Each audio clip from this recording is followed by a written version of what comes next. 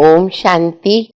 मुरली की तारीख है 28/8/2026। आज कौन सा दिन है? आज है हमारा बहुत सुंदर पावन पर्व रक्षाबंधन, जो संगम युग का मुख्य त्योहार है। क्योंकि जैसे ही बाबा आते हैं, शिव जयंती मनाते हैं, तो बाबा आकर के जो हमें ज्ञान देते हैं, तो बाबा का पहला फरमान, पहली श्रीमत है, बच्चे पवित्र बनो, योगी बनो, रक्षा करो विकारों से जो तुम्हारे दुश्मन है।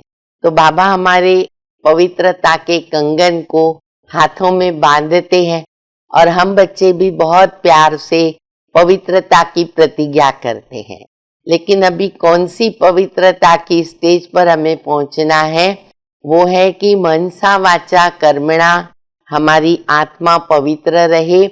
यहाँ तक कि स्वप्न मात्र में भी अपवित्रता का संकल्प नहीं, व्यर्थ संकल्प को भी बाबा ने कहा है अपवित्रता है।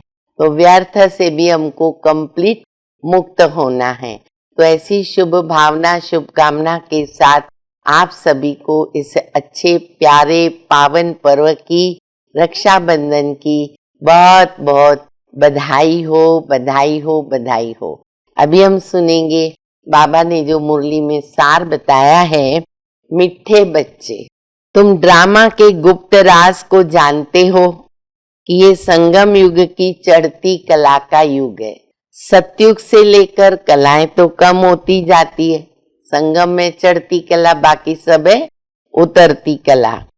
प्रश्न है, सबसे उत्तम सेवा कौन सी है और वह सेवा कौन करता है? उत्तर है, भारत को स्वर्ग बनाना, रंक को राव बनाना, पतित को पावन बनाना, ये है सबसे उत्तम सेवा। ऐसी सेवा एक बाबा के सिवाय और कोई कर नहीं सकते। बाबा ने ऐसी महान सेवा की है, तब तो बच्चे उनकी इज्जत रखते हैं। सबसे पहले सोमनाथ का मंदिर बनाकर उनकी पूजा करते हैं। मुरली का गीत है, आखिर वो दिन आया आज जिनका हमें इंतजार था। तो बाबा कहते हैं, बच्चे आत्मा गुप्त है, शरीर प्रत्यक्ष है। शरीर दिखता है, उसके अंदर है आत्मा, पर वो दिखती नहीं। इन आंखों से तो दिखाई भी नहीं देगी। साकार शरीर में आती है, लेकिन साकार शरीर में आते भी आत्मा गुप्त रहती है।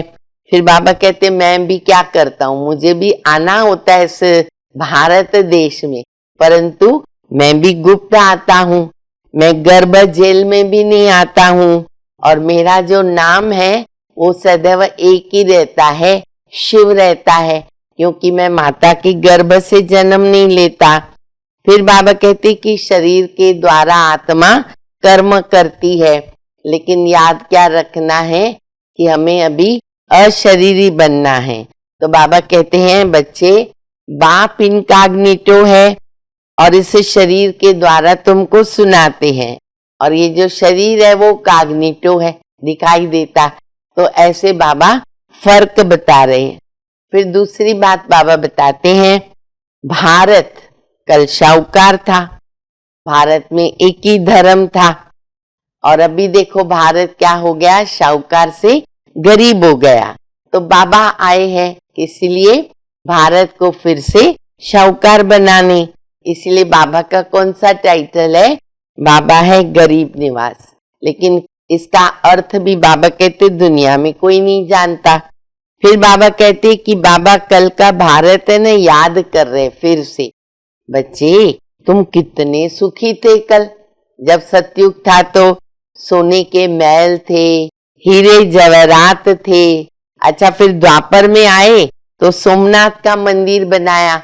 तो बाबा कहते एक मंदिर में कितना सोना था, ऐसा कोई दूसरा मंदिर नहीं होता है। सोमनाथ में जितना सोना था ऐसा कोई और मंदिर में नहीं हो सकता, बहुत सोना था। फिर बाबा कहते कारण कि जिस बाप ने तुमको इतना ऊंचा बनाया तो उनकी इज्जत रखी ना तुम बच्चों ने, क्यों नहीं रखेंगे? तो देखो हम भी बहुत सुंदर बाबा का मंदिर यादगार बनाते हैं। तो बाबा कहते कि जो भी दुनिया में अच्छा कर्म करके जाते हैं ना, तो उनकी इज्जत रखी जाती है। लेकिन एक राज बाबा ने बहुत अच्छा बताया। देखो बाबा बच्चों को कितनी इज्जत दे रहा है। बाबा कहते लक्ष्मी नारायण के मंदिर को नहीं लूटा, लूटा किसको? शिव के मंदिर को लूटा। ये बाबा फिर हमारी इज्जत रखते हैं, ये भी वंडरफुल बात है।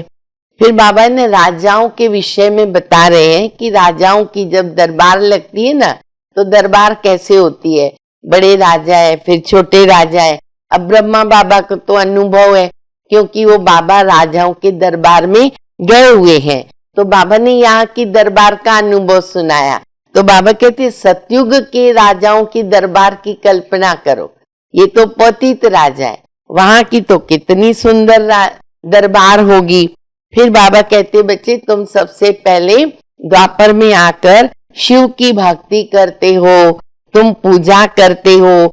अरे जिस बाप ने तुमको स्वर्ग का मालिक बनाया उसकी पूजा करते। ये भी सुन करके अपने को बहुत खुशी होती है और बाबा को अंदर ही अंदर ऐसे लगता है थैंक्स देवे। फिर बाबा कहते कि भारत जो अभी गरीब बना ना, तो कैसे? तो बाबा मिसाल देते कि जो जमीन पहले 500 रुपए में मिलती थी, आज 5000 में भी नहीं मिलती है।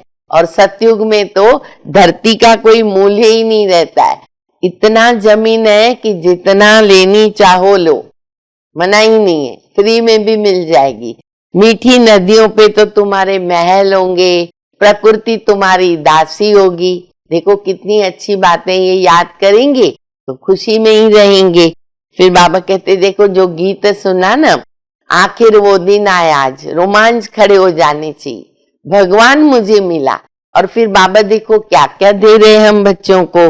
तो बाबा कहते कि ये ड्रामा हूबहू कल्प कल्प में रिपीट होता है। फिर बाबा ने एक और राज बहुत अच्छा आज मुरली में बताया है कि श्री कृष्ण का तो देखो नाम कितना गाया हुआ है, लेकिन उसके बाप का नाम नहीं गाया हुआ है।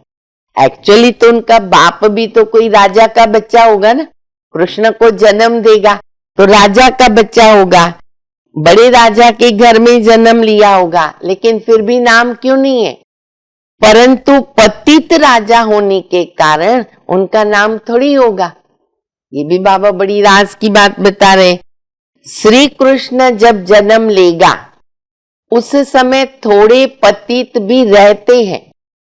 टोटल जो है सारे पतित ऊपर नहीं चले जाते, थोड़े से रहते हैं। जब सारे बाबा कहते चले जाएंगे, खलास हो जाएंगे पतित आत्माएं, तभी फिर उसको गद्दी पर बिठाएंगे और वहां से फिर वो संवत चालू होता है। तो ऐसे नए नए राज बाबा हम बच्चों को बताते रहते हैं। अभी हम सुनेंगे धारणा के लिए मुख्य सार। रचयिता रचना का ज्ञान बुद्धि में रखकर सतो प्रधान बनने का पुरुषार्थ करना है। बस एक ही चिंता रखनी है कि हमें सतो प्रधान जरूर बनना है। दूसरा, इस बेहद के ड्रामा को बुद्धि में रखकर अपार खुशी में रहना है। बाप समान इज्जत पाने के लिए पतितों को पावन बनाने की सेवा करनी है। वरदान है, अधिकारी पने की स्मृति द्वारा सर्व शक्तियों का अनुभव करने वाले प्राप्ति स्वरूप भव। यदि बुद्धि का संबंध सदा एक बाबा के साथ लगा रहे तो सर्व शक्तियों का वर्षा अधिकार के रूप में प्राप्त होता है। जो अधिकारी समझकर हर कर्म करते हैं, उन्हें कहने व संकल्प में भी मांगने की आवश्यकता नहीं रहती है। ये अधिकारीपन की स्मृति सर्व शक्तियों के प्राप्ति का अनुभव कराती है। तो नशा रहे कि सर्व शक्तियां हमारा जन्म सिद्ध अधिकार है। अधिकारी बनकर के चलो तो अधीनता समाप्त हो जाएगी। स्लोगन है, स्वयं के साथ साथ प्रकृति को भी पावन बनाना है तो संपूर्ण लगाव मुक्त बनो। अव्यक्त इशारा, अपवित्रता के बीज को समाप्त कर संपूर्ण पवित्र बनो। अगर पवित्रता का नियम पक्का है तो लगाव मुक्त, ईर्ष्या और क्रोध से भी मुक्त बनो। चिड़चिड़ापन भी न हो, यह भी लगाव नहीं रखो। कौन सा? ये होना ही चाहिए। स्वार्थ या ईर्ष्या के वश कोई बात कहेंगे और वह पूरी नहीं होगी तो क्रोध पैदा होगा। इसलिए पवित्रता के पिल्लर को पक्का करो तो पिल्लर लाइट हाउस का काम करेगा। अच्छा, मीठे मीठे सिकिलदे बच्चों प्रति माता पिता बाप दादा का याद प्यार। Good morning. रूहानी बाप की रूहानी बच्चों को नमस्ते। हम सभी रूहानी बच्चों की रूहानी माता पिता बाप दादा को याद प्यार। गुड मॉर्निंग, नमस्ते नमस्ते, शुक्रिया बाबा शुक्रिया। ओम शांति।